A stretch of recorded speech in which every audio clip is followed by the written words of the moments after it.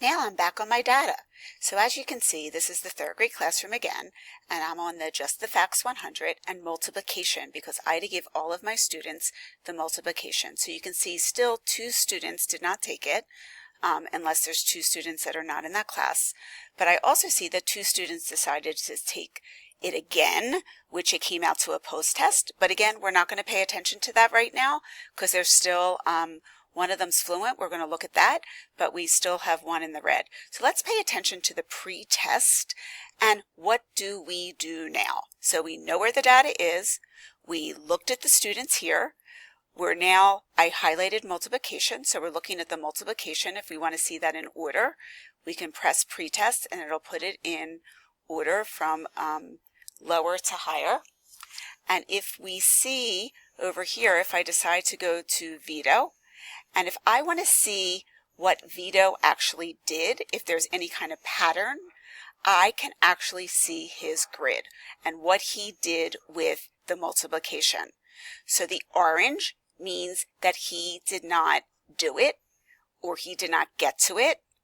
The green means that it came up within the 5 minutes and that he got it correct. So think of green as a green light. And then purple is that he got it wrong.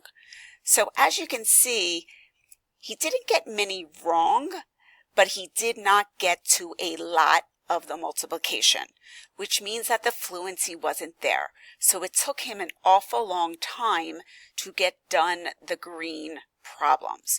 So all we need to work with Vito is really to get a little bit faster with the multiplication, to work on the fluency.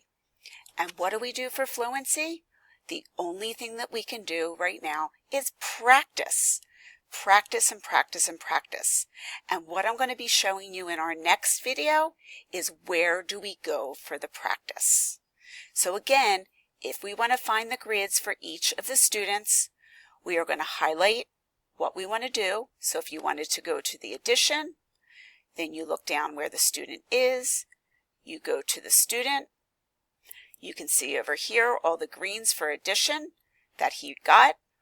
The purple are the ones that he got wrong. He does not need to practice the addition because of all the greens, so we don't have to worry about practice for this student.